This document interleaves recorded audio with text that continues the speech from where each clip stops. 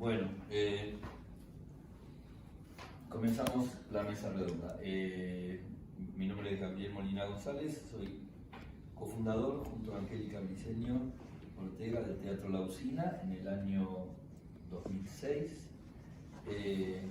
Soy argentino, director, dramaturgo, pedagogo y hace 22 años que vivo en Madrid y desarrollo proyectos en Madrid, de ellos nuestra sala.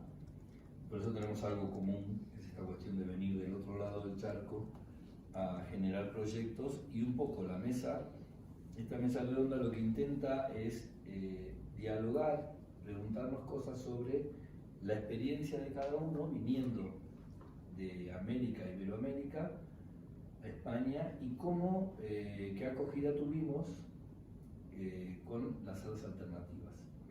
Estamos en este momento cumpliendo 30 años de la coordinadora de salas alternativas.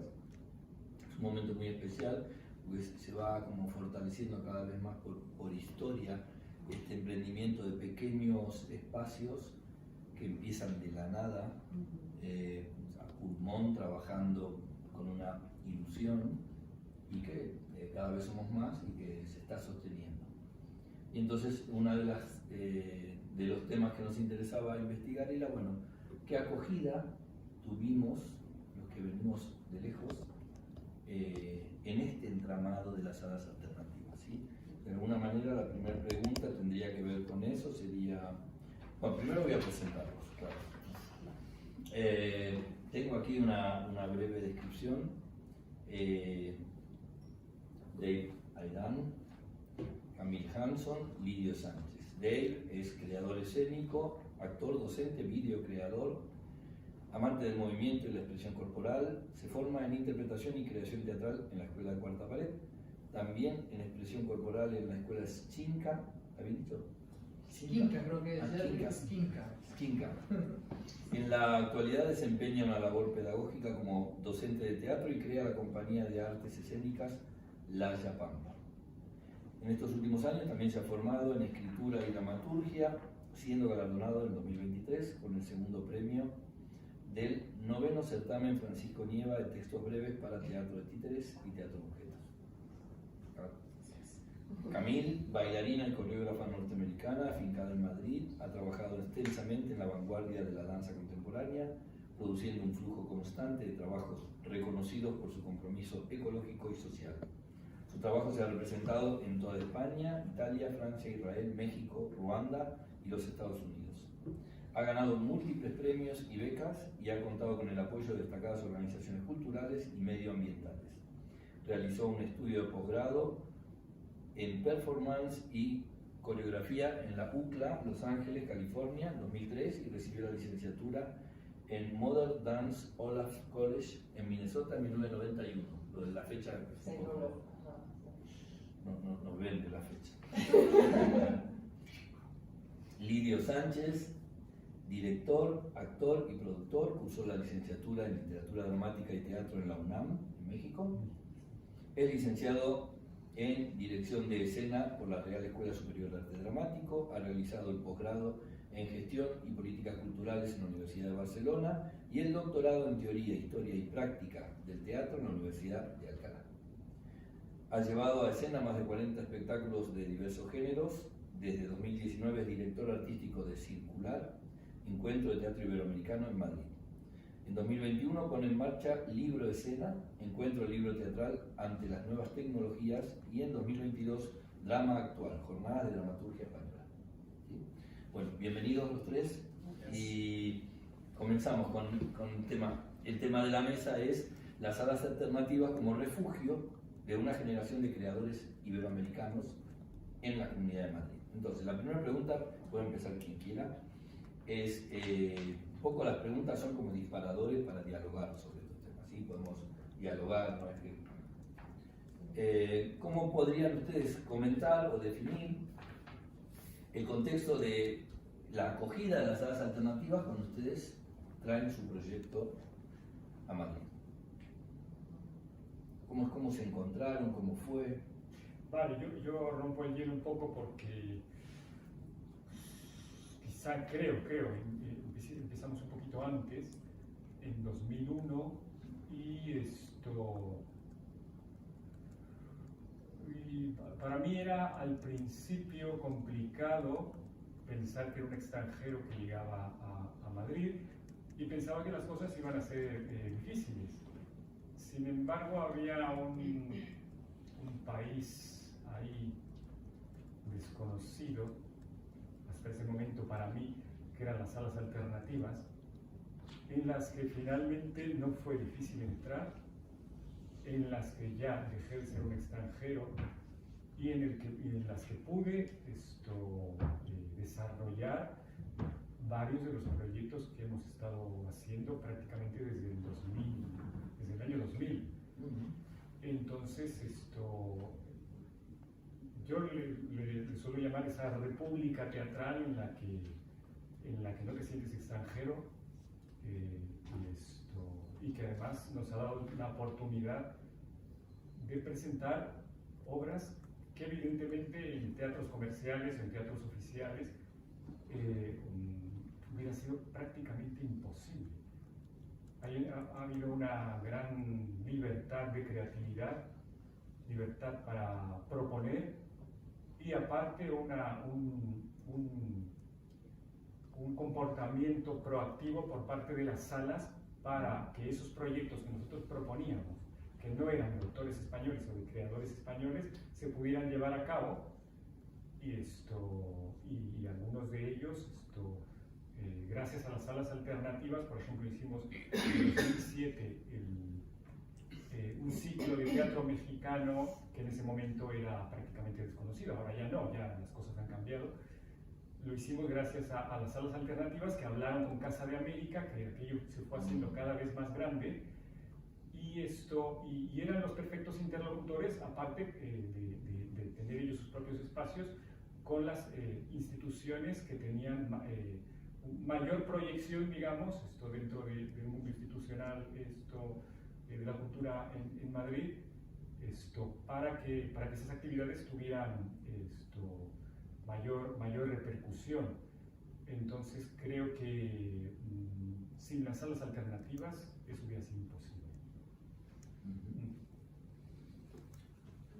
Pues para mí la experiencia ha sido, vamos a empezar, bien complicada, ¿eh?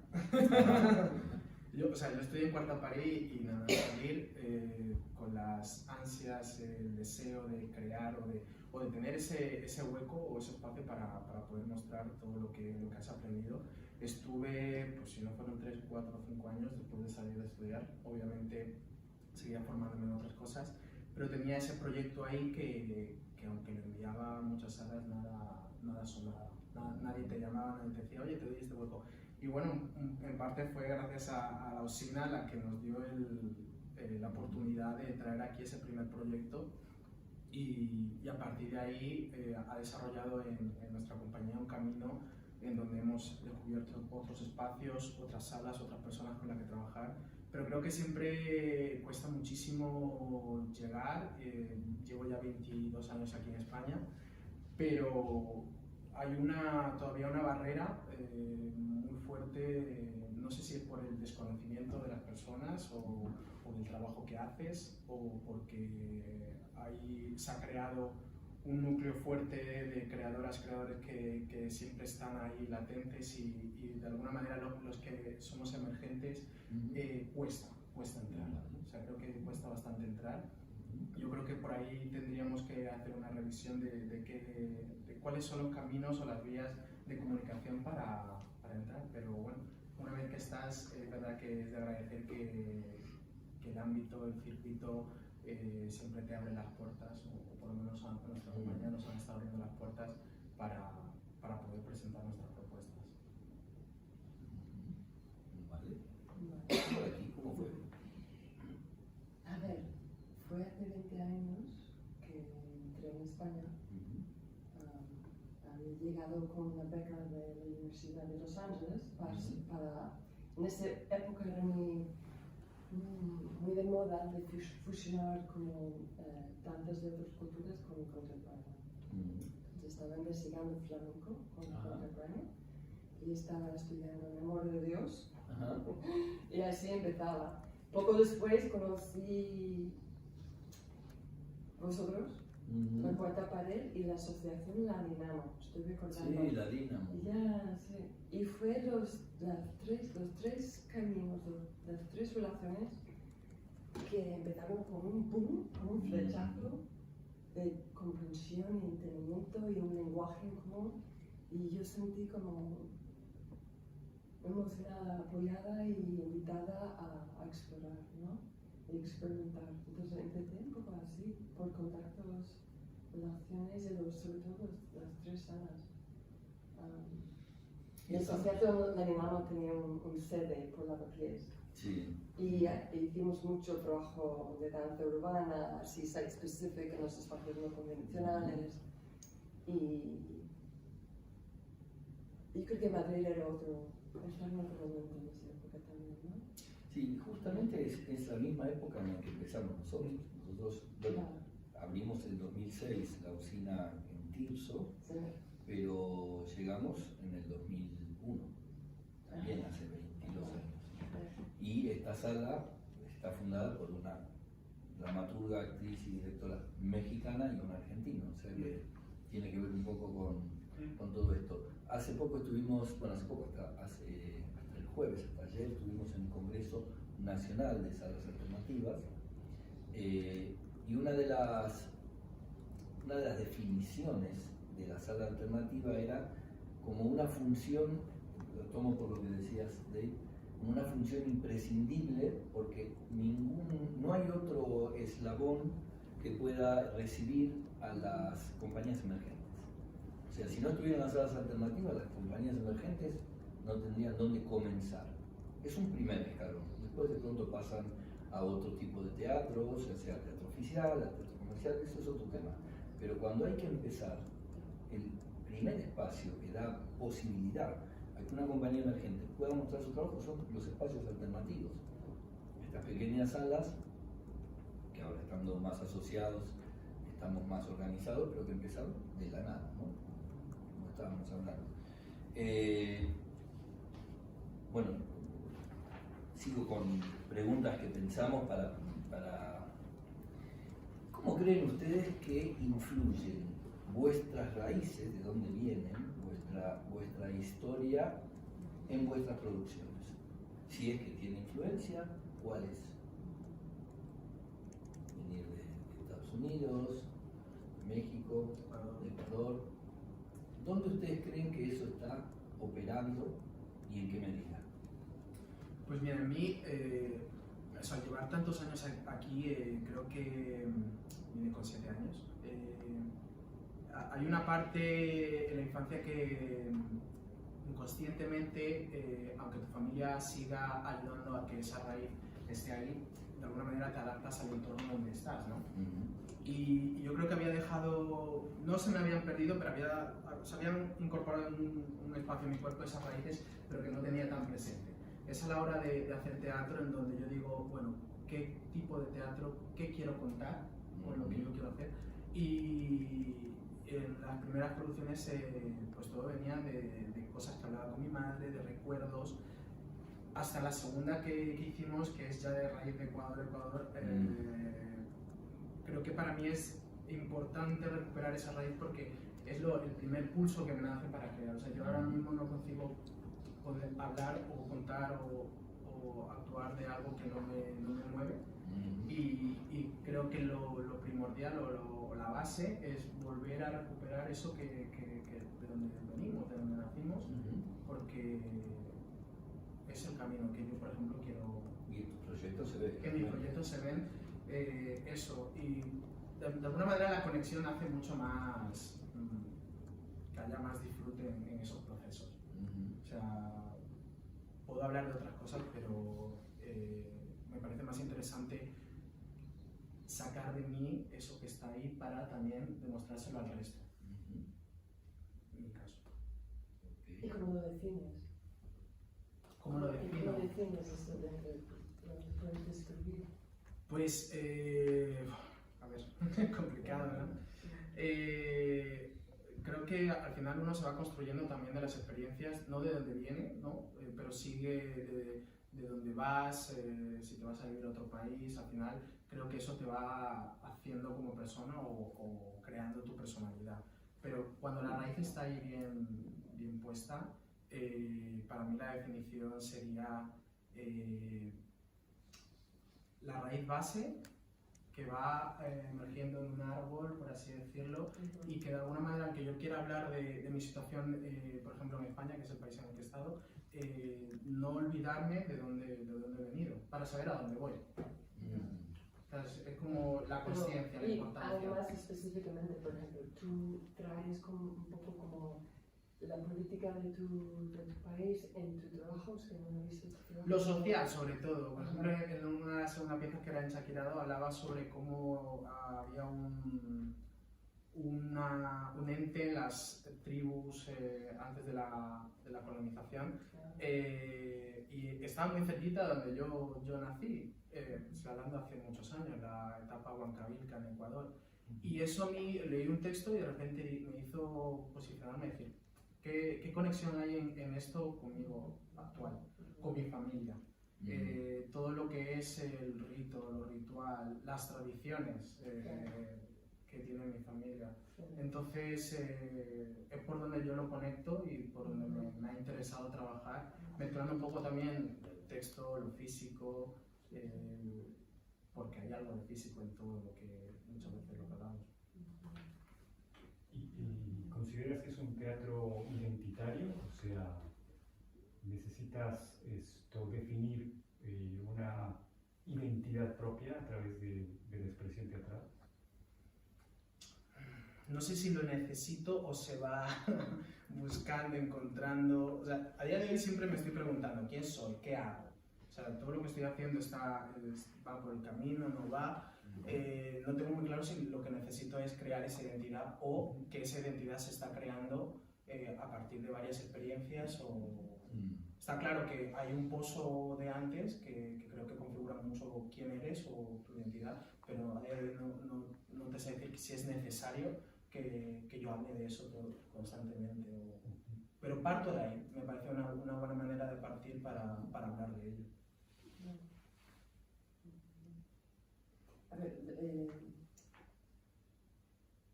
bueno, mi trabajo desde hace como 15 años gira en torno a la naturaleza, el medio ambiente, ecología. Y eso sin duda es un entorno, un paisaje que en Estados Unidos está muy presente. ¿No? Muy presente.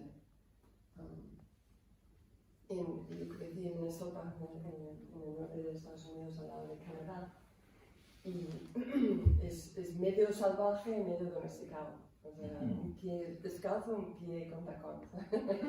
y aquí he luchado por contagiar este amor que tengo yo por la naturaleza y la necesidad de cuidarla y generar una conexión con ello, porque creo que aquí en España la conciencia del medio ambiente, bueno, está presente, pero no.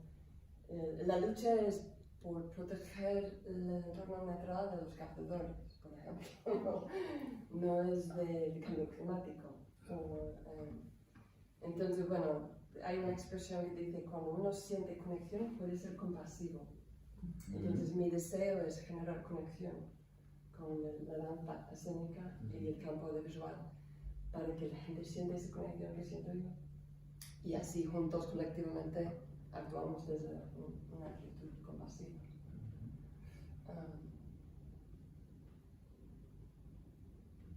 Sí, eso sin duda es algo que voy arrastrando de mis raíces. Y sigo muy comprometida a ello. No sé si puedo decir más, o sea, aquí en Madrid, yo creo que la mezcla entre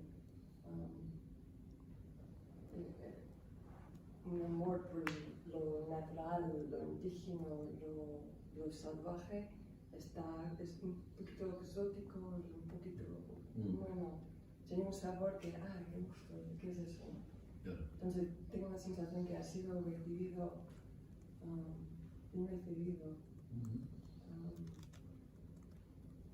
Desde esos inicios que tú llegaste y que hablas de esa conexión con la naturaleza, hasta ahora hay un cambio, o sea, sí, obviamente porque, ¿no? sí, porque empezaba con la belleza. Aquí en España dicen la belleza, aquí auguramiento de la belleza, o sea, venga, vamos al activismo. Entonces, iba girando, o sea, los temas que van conduciendo cómo trabajo con la naturaleza han cambiado, ¿no? Ahora estoy como aterrizando en lo que para mí es un poco lo que acabo de describir, que se puede decir que es un poco activismo sagrado, una actitud más compasiva, más inclusiva, un deseo de contagiar el amor que siento, ¿no? No tanto concienciar y despertar y decir, oye, ¿qué estamos haciendo? Dejo ya de golpear, creo que no sé. Sí, yo creo que al ¿Te principio, respondo? sí, al principio está esta cosa activista, ¿no? de lucha, y al final yo creo que a veces te das cuenta que también no es por ahí, a veces, que también es desde Sí, otro tiene lado, su lugar, ¿no? tiene Tiene su su lugar y su importancia. Pero creo que ya hemos recibido tantas cifras, tantos números, ya estamos entrando, necesitamos tallar un camino de transición. ¿Cómo salimos de esta relación que tenemos con el medio ambiente y entrar en otra relación? Sí, yo a veces, cuando decís lo sagrado, ante algunos contactos con la naturaleza, esta sensación de la inmensidad, yo lo conecto con eso, Sí. con algo así, con una sensación de... Sí, ¿no? Y dentro de ello hay un poco de humildad, ¿no? Sí, Como totalmente, humildad absoluta, una parte de pequeñitos allí. de mi presencia. ¿Lidio? Sí. Perdona. No, me es diálogo, es diálogo. Quiero en lo que decís que está muy bien y la pregunta era, perdona. La pregunta era, ¿qué influencia tú crees que tienes en tu desarrollo en las salas alternativas madrileñas, tus orígenes, tus raíces, Sí. si actúas sobre temáticamente, metodológicamente, no sé? Sí, ahí sí que viene algo de tradición familiar que siempre le he querido obviar, pero al final siempre vuelve. Y es que mi abuelo había sido escritor, mi padre era escritor, mi madre se dedicaba a las librerías. Entonces el texto siempre ha estado presente prácticamente en todas nuestras actividades, en las actividades económicas. Entonces ahí el texto llegó un momento en que se volvió, incluso siendo niño, ya casi una cosa sagrada, así como la naturaleza. La biblioteca era una cosa sagrada también.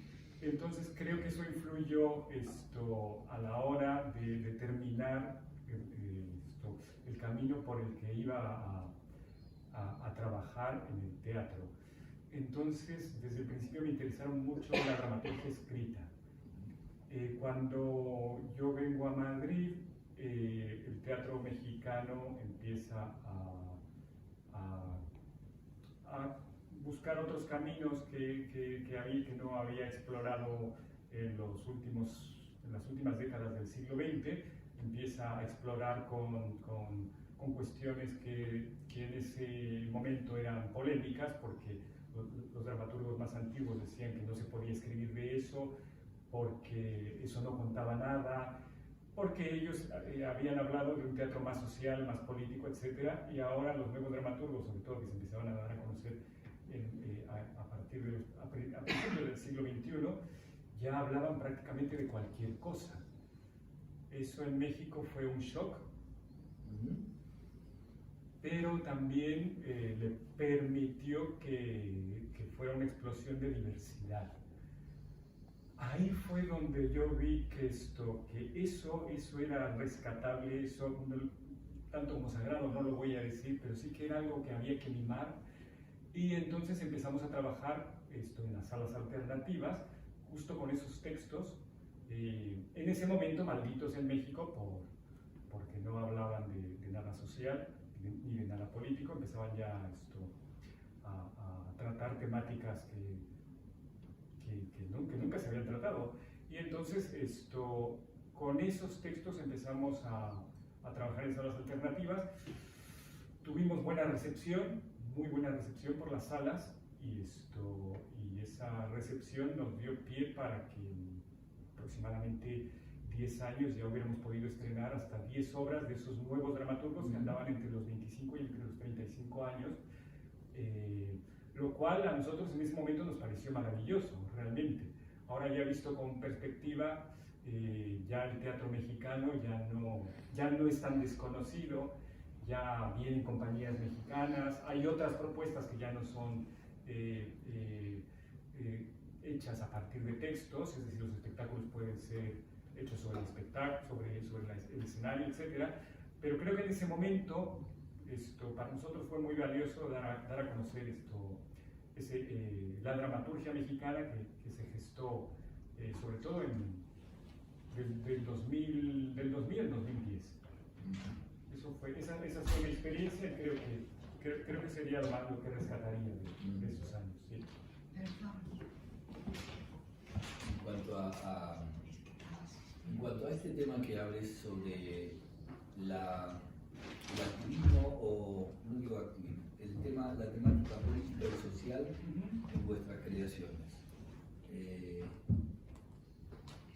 ¿Cómo se llevan con eso? ¿Les interesa, no les interesa? A mí me interesa mucho.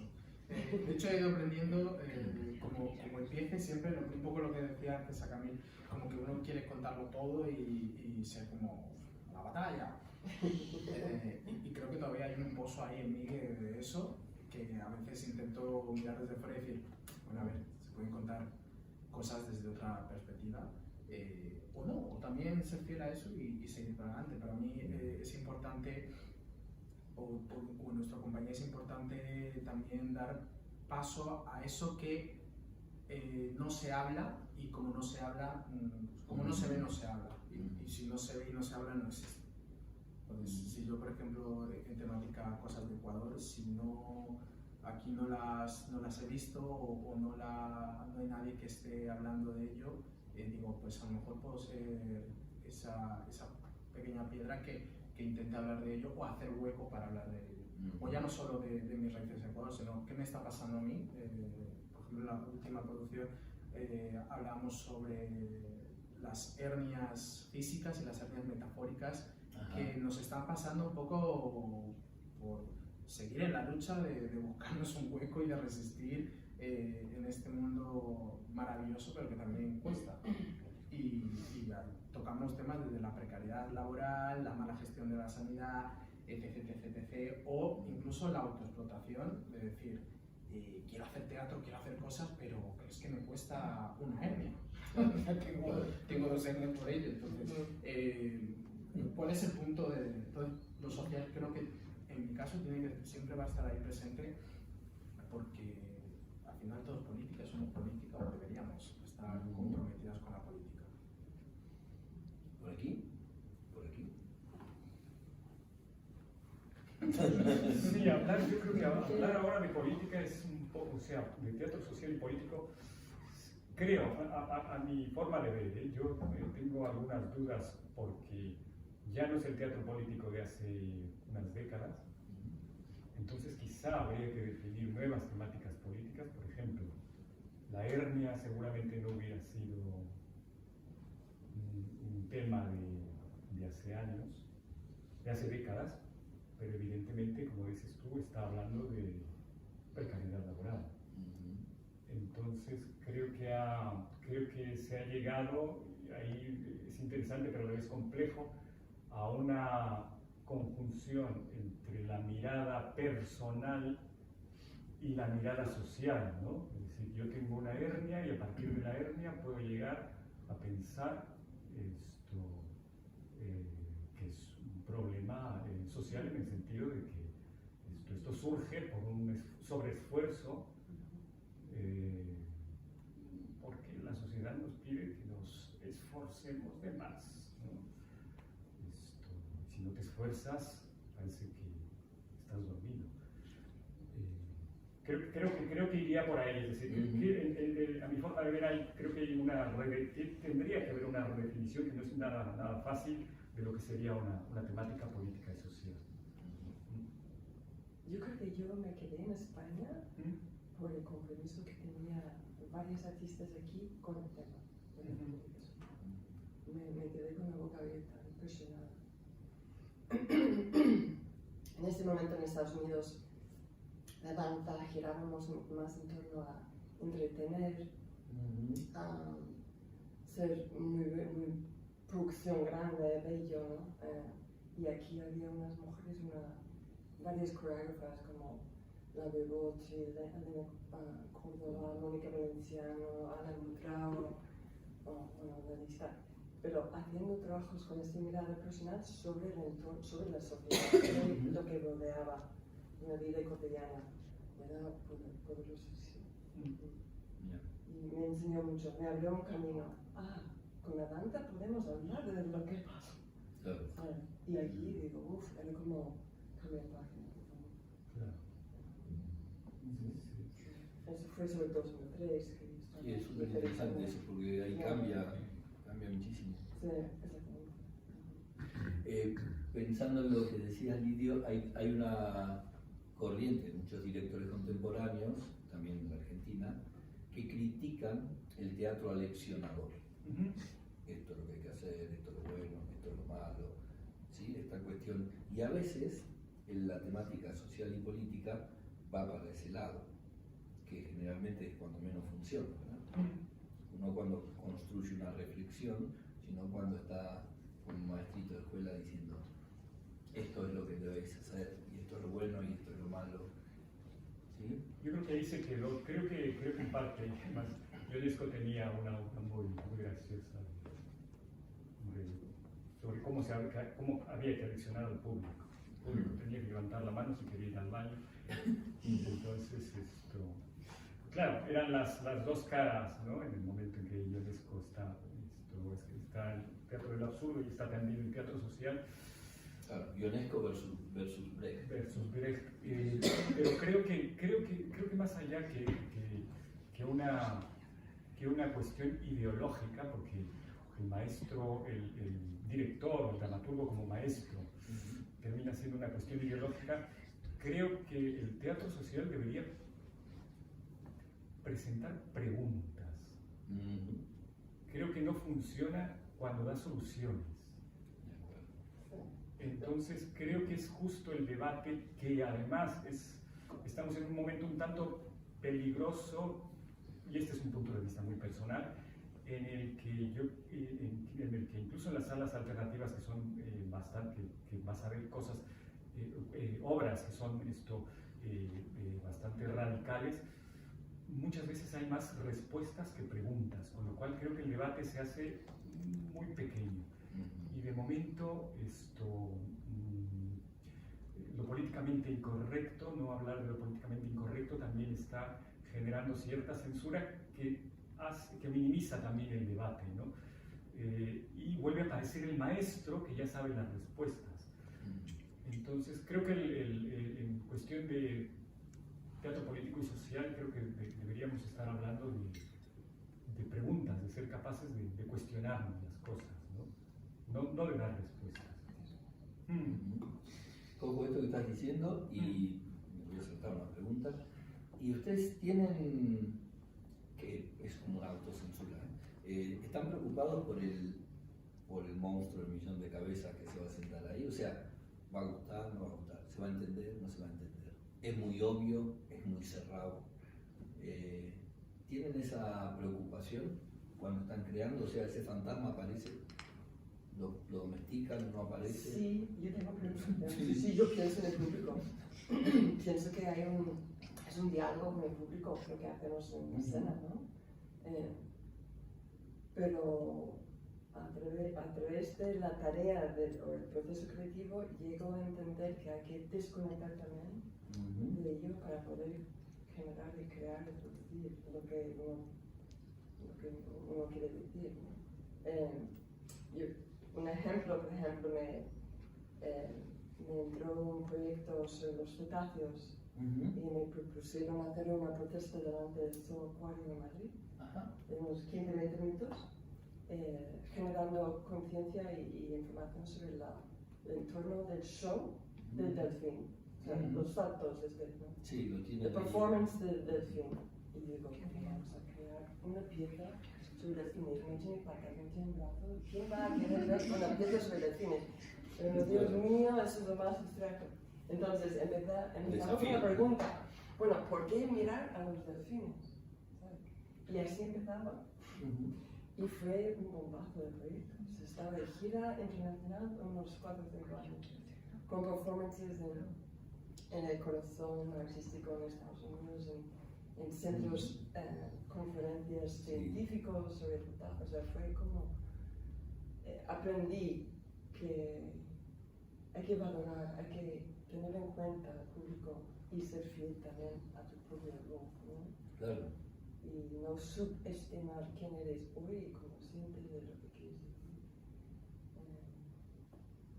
Sí, a mí me pasa igual y creo que al principio como que tienes muy en cuenta, a veces dices, bueno, es el mensaje que quiero lanzar, pero al final de cuentas es una comunicación y siempre hay que tenerlo en cuenta también, no excediendo la preocupación de que todo se tenga que entender o que todo hay que dárselo marcado o que, yo qué sé, pero creo que en cuenta hay que tenerlo y yo sigo aprendiendo en eso de también ponerse en el lugar, porque uno cuando se pone a crear es como que empiezan la vida creativa, ay, qué creativo soy, que no sé cuánto, y te puedes perder por esos caminos y decir, espérate, pues a lo mejor estás haciendo algo que para ti, hacia tus adentros, significa muchísimo, pero...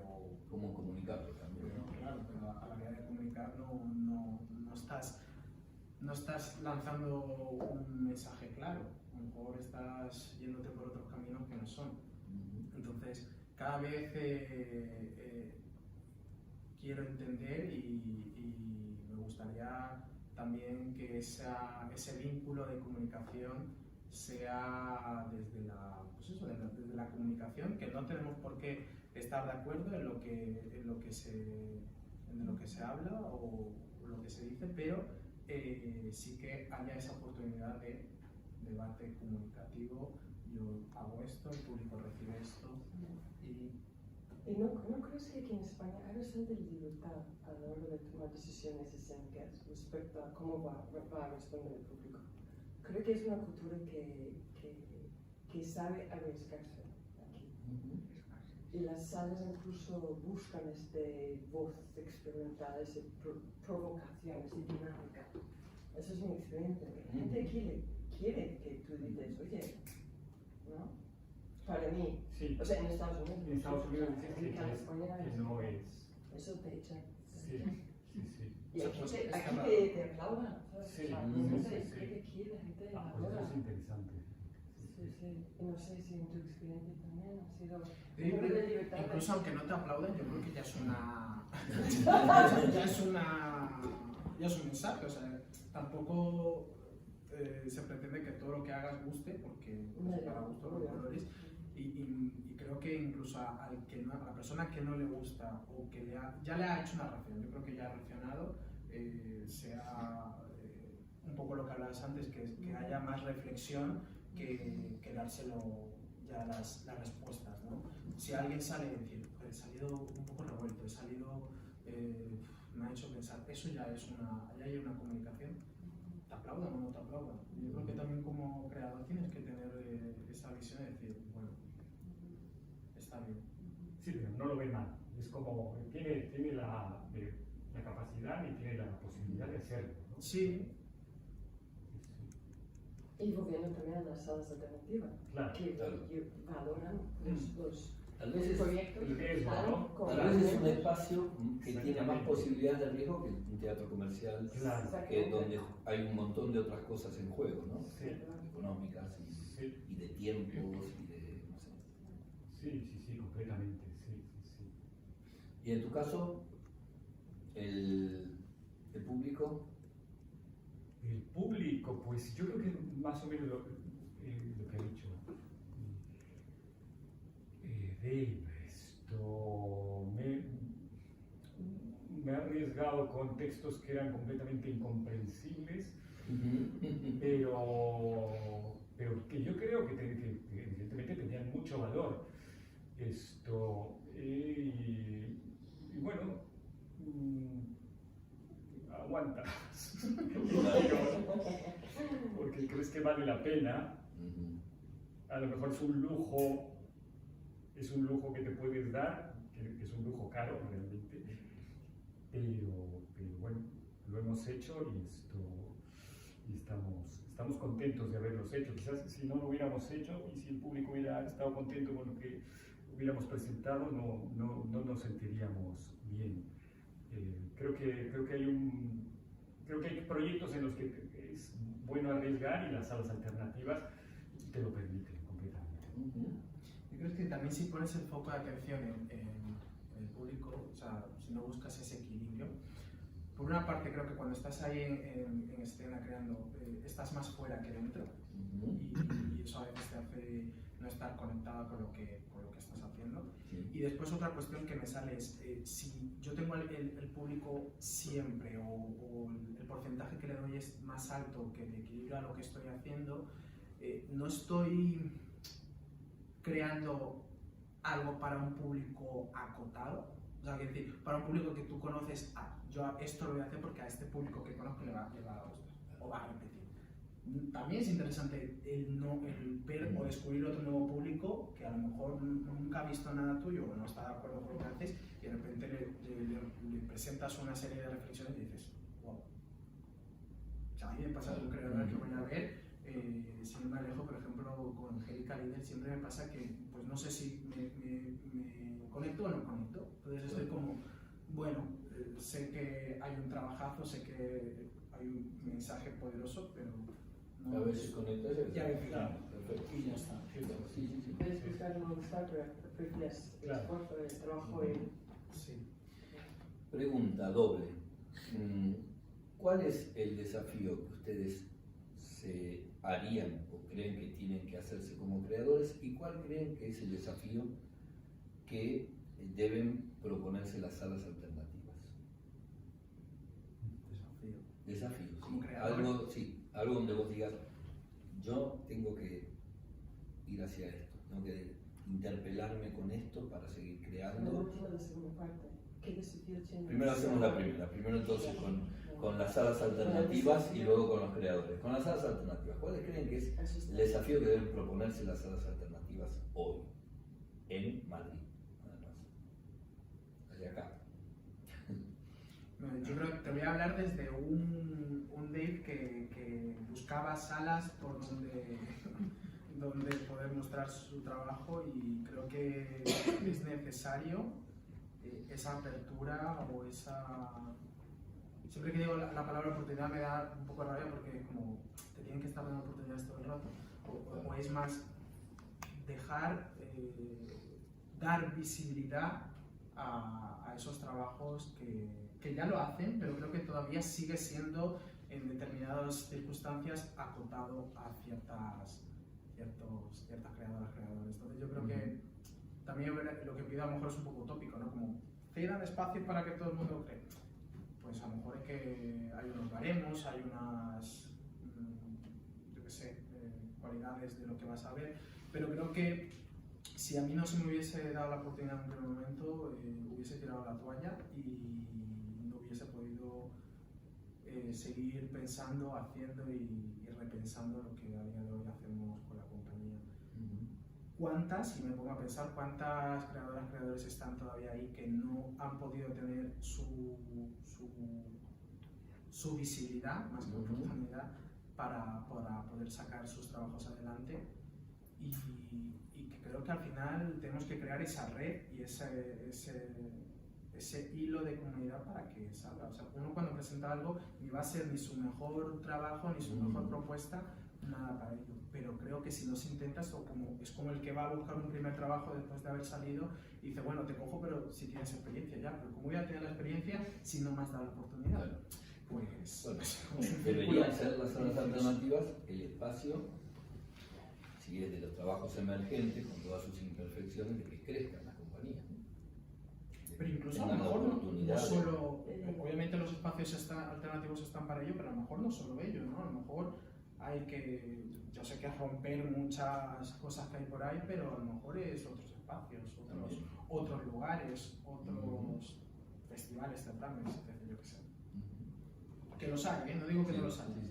pero hablo desde mi yo de que empezó y dije, pues mira, y sé, por experiencia o por personas que tengo cerca, que todavía siguen buscando esa visibilidad o es el poder estar ahí presentes para demostrar, más que demostrar, para enseñar sus trabajos. Yo me pregunto si hay una forma de apoyar aún más el proceso creativo. Residencias, ese tipo de Fuentes cosas. abiertas, charlas, ¿sabes? La posibilidad de recibir feedback, diálogo sobre el proceso. Hay mucho enfoque en la exhibición, en los festivales, supongo que eso un poco por economía. La propuesta económica, pero yo creo que allí falta, he visto unas piezas de Surge hace poco, Surge, y pensaba, se notaba que no había nada de apoyo en el proceso. El artista se quedó en su burbuja, se notaba. Era la exhibición, pero no veías ahí. Se notaba que no había, ¿sabes? Y no se ocupa de nadie, pero creo que se puede considerar la posibilidad de dar este enfoque. Que las salas ofrecieran mayor posibilidad de reflexión, proceso, residencia, investigación. Por ejemplo, hay residencias, ¿no? Sí. Entonces, dentro de la residencia, puertas abiertas, diálogo, como Open Fridays, ¿no? Los viernes, exhibiciones en distintas salas, donde se acerca al público, se acerca a los creadores, y mostramos 15-20 minutos y hay diálogo. Y Y trabajar. hacemos preguntas y sería buenísimo. Sí, yo creo que eso creo que estaría idealmente dentro de las actividades que debería idealmente organizar una sala alternativa, porque realmente es el contacto con el público, ¿no? Lo que enriquece. Con el teatro oficial o comercial es un poco complicado también por el tipo de productos que ofrece, pero al ser más abierta la programación, más arriesgada, etcétera, creo que sería deseable potenciar ese diálogo con el público, como lo dice Camila. Sin duda. Sí. De acuerdo. Y ahora la segunda parte. ¿Y cuál es, ustedes creen que es el desafío que tienen por delante como creadores? ¿Qué los interpela? ¿Cómo se desafían ustedes para no repetirnos? ¿Para construir algo nuevo? ¿Para abrir algo que no es lo que siempre trabajo? ¿Cómo me desafío? ¿Cómo se desafían, no? Se interpelan. ¿Por dónde le creen que iría eso para ustedes como creadores? Obviamente en el ámbito de las salas alternativas, pero primero parte de uno, ¿no? Quizás es un poco simple, pero gráfico. Siempre estoy buscando un texto que sea más complicado todavía. Entonces digo, este tiene 24 actores, este tiene 50. ¿Cómo cabe en una sala alternativa? Y entonces empiezo a decir, si quito a este, y entonces ya empieza un trabajo de dramaturgia, esto que empieza a ser un reto, porque yo autor no soy, pero sí que puedo imaginarlo sobre el escenario, y creo que mientras más complicado es el texto, en mi caso porque trabajo con textos, se puede trabajar de otra forma, esto es la manera en la que yo puedo plantearme retos, sabiendo también que una sala alternativa tiene unas limitaciones, que también pueden ser cosas para aprovechar, y también que pueden haber resultados muy buenos. Entonces ese es mi proceso de trabajo. Vale, por aquí. En mi caso yo creo que sería el reto abrazar el fracaso, que a veces sale, y tampoco ir al resultado constante, sino que obviamente esto no solo depende de mí, pero también depende de otras circunstancias, pero también valorar como todos esos procesos creativos de laboratorio, que creo que ahí es donde surgen cosas muy potentes, muy bonitas, reflexivas, más que irte directamente a crear por crear, ¿no? Yo creo que cuando uno tiene una creación, aparte de mimarla, de darle valor, de desarrollarla, eso es en lo que yo creo que es el reto que tendría, más que decir, bueno, hago algo, pues ahora voy a hacer otro. Porque si no es como, uno como inquietud está todo el rato queriendo hacer y hay que pararse. También esta cosa que nos impone la sociedad de productividad, de ser productivos constante. Decir, bueno, para y mima lo que tienes y darle valor y sacarlo de la zona de confort en la que está y vayamos a otros lugares. De acuerdo. Interesante esto, ¿no? Que estamos siempre pendientes de producir. Sí, sí. Y, De hecho, yo puedo decir una cosa de esto. poder detenerse, ¿no? Sí. Detenerse, tener un poco de vacío para preguntarse cosas. Sí, totalmente. Una cosa que me ha enseñado de la naturaleza, por ejemplo, es que hay estaciones, hay cambios. Estamos en cambio continuo, ¿no? Y no podemos estar siempre en la primavera. Primavera constante, no hay Hay que primavera. respetar el invierno, cuando la semilla está debajo de la tierra y estás como recogiendo fuerzas, ¿no? Yo me aprovechaba durante la pandemia a estar en semilla, Claro. recargar pilas, ¿no? Tanto que digo, uy, no sé si quiero más primavera.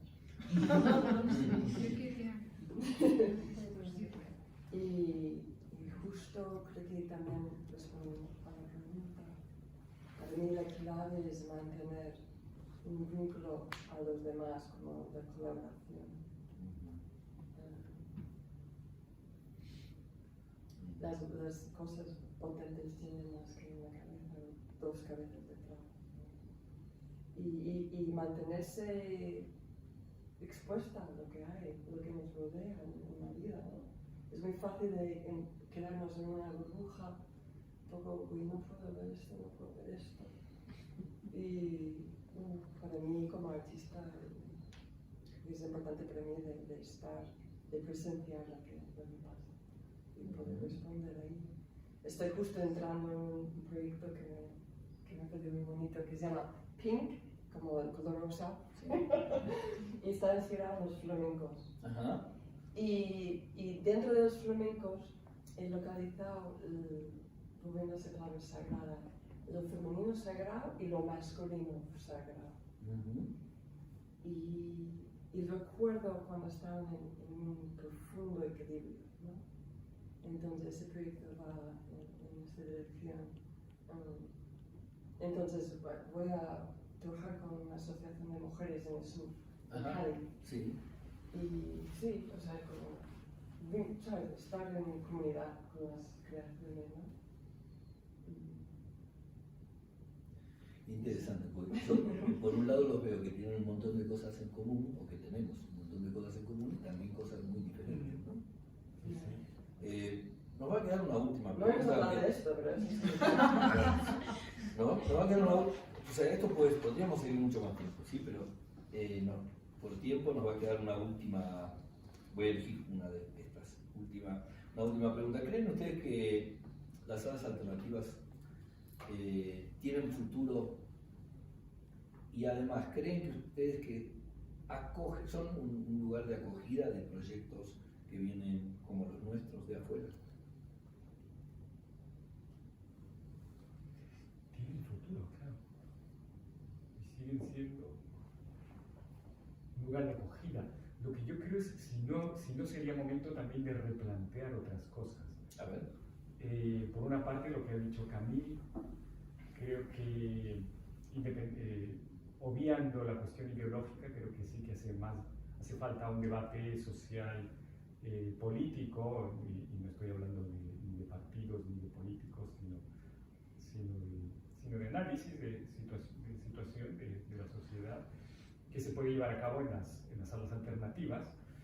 Creo que hace falta incluir más al público, porque programar en una sala alternativa al final, creo, aunque no es lo mismo, que se puede llegar a parecer a un teatro oficial o a un teatro comercial. Creo que hace falta plantear otro tipo de actividades que diferencie su actividad. Y por otro lado, también lo decía Camille, no sé cuánto tiempo se pueda mantener las limitaciones económicas que se generan dentro de este ámbito de las salas alternativas. Serían esas dos cosas. Vale. Claro, también el crecimiento del entramado y del futuro de las salas alternativas también tendrá que ver con eso, porque muchas salas no pueden sostenerse y terminan cerrando. Bueno, y por aquí, futuro y acogida. Futuro lo puede tener si un poco lo que hablaban ellos de que al final necesitan resistir y subsistir al mundo en el que estamos, ¿no? Lo has comentado, hay muchas salas que han tenido que desaparecer y otras que siguen ahí a flote porque lo económico está muy presente, al igual que las salas, también las compañías o los creadores. Y yo creo que el foco está en... También algo que venía pensando es, aquí en Madrid, por ejemplo, las salas alternativas o la gran mayoría, gran parte, suelen centrarse pues, en el centro de Madrid y demás. Y hay otras, desde mi punto de vista, he visto como que están emergiendo otras que están más a los alrededores, incluso llegando a espacios, más que salas, espacios alternativos, no convencionales, que yo creo que también sería interesante no solo que el público venga, sino que nosotras vayamos para esos lugares. Y en cuanto a acogimiento, pues yo creo que sí, o sea, creo que sigue siendo bueno, y hay que también mirar que parte de las salas que hay aquí han sido creadas, abiertas con personas que vienen de fuera. Entonces, es como reflexión de decir, pues hay un porcentaje bastante grande. Si no hubiese o no pasara esto, no quiere decir que no las hubiesen, no es que las haya creado desde fuera, pero hay que tener en cuenta que hay un porcentaje muy grande de espacios alternativos abiertos por personas migrantes que están haciendo posible esto. Y desde ahí creo que se crea esa comunidad, ese vínculo, o debería seguir creándose. Y que siga siendo acogido. Por aquí. Es una buena pregunta. Mientras que hay necesidad, ¿no? Sí. ¿Qué es la clave dónde está la necesidad? Yo creo que está en 2 días, en la formación artística y en la propuesta escénica, las dos cosas. Pues que las salas y lo que ofrecen a nivel de formación artística a la comunidad creo que es clave para que el público tenga interés en los procesos creativos y los trabajos más experimentales, ¿no? Y los extranjeros. Y lo que pueden ofrecer. Como esto que decís de la necesidad. Cuando uno piensa, esto también lo decía en el Congreso hace 30 años, cuando comenzaron las salas alternativas, parecía algo como de gente tan loco. ¿Cómo van a empezar con eso? ¿En qué se están metiendo? Desde la precariedad absoluta, sin nada. Tendría que haber una gran necesidad para que alguien se arriesgue a hacer semejante cosa.